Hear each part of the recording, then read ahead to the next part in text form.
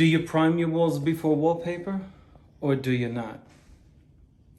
Let me tell you what many professionals say.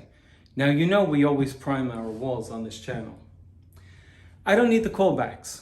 Or when they remove the wallpaper, when the little girl becomes a big girl and they take it down 5 years later, and I'm still doing business in the area and they say, I couldn't get your wallpaper down. I don't want a callback.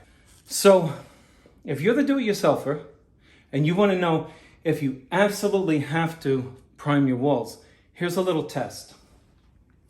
One of the ways is to wet your wall with water.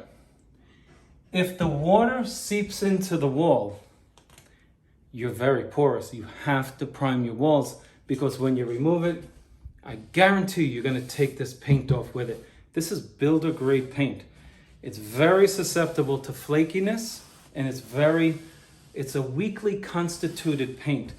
Not a lot of polymers in this paint, just color, a little polymer, a lot of water. Cheap stuff. Well, let me show you a telltale sign of whether or not you must size your walls. Sizing puts a skin between your wall and your paste. You take a knife, you make an X. That's a vulnerable piece of the wall now. And if your paint is weak, you'll know if you put a piece of tape over it, if it comes up, you have to take care to make sure this paint stays down. If I had cheap paint on my walls, I would oil-based prime them, and then I would size them with wallpaper sizing. Let's see.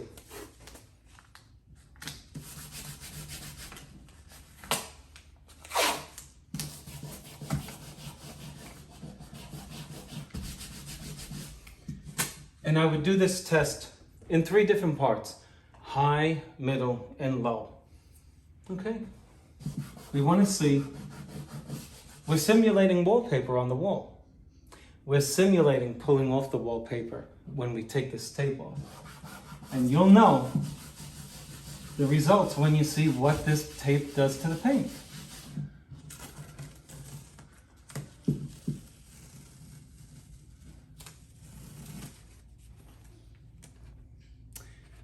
You better size these walls.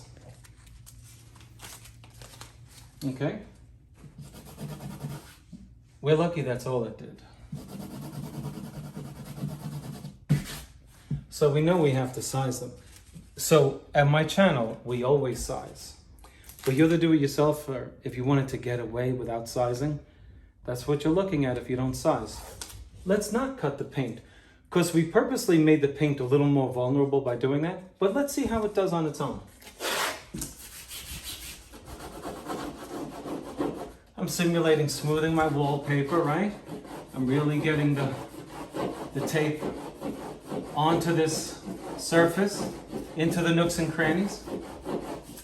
Okay, that's my wallpaper. Now let's see how it does. Bring them in close.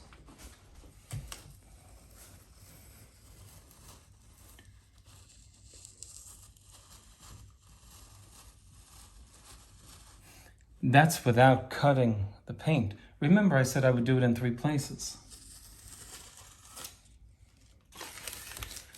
Do you want to hang your wallpaper on walls with poorly constituted paint?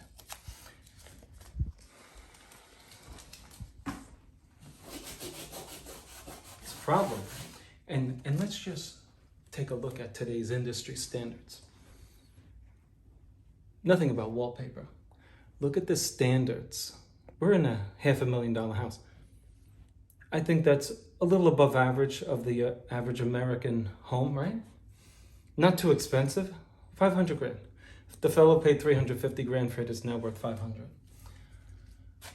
This is what he's getting. Here's the drywall. Here's the PVA primer that they put on over it. You can see the texture and a coat of paint. And it comes right off. It's garbage. Looks nice. It's garbage. If that's your wall, you heard it here first, okay? I'm not being arrogant. I'm just telling you, you gotta size your walls. Some people say, oh, how come your price is higher than the other guy? I have another guy who's gonna do it for 25% less than you. Okay, I don't even argue with those people. I say, okay, that's it. My answer is two words, okay. This is what you get when you hire the guy who's 25% less. A friend of mine from Ireland has a joke. He says that, and it's a well-known joke about the quality of craftsmanship. When somebody says, can you do it a little cheaper? So they have an image of the Mona Lisa here. And then the next image is of the Mona Lisa done for a cheaper price. So you have the beautiful Mona Lisa and you have a stick figure with hair on it over here. That's what you get for the low price. Okay, let's start sizing these walls and get right to it.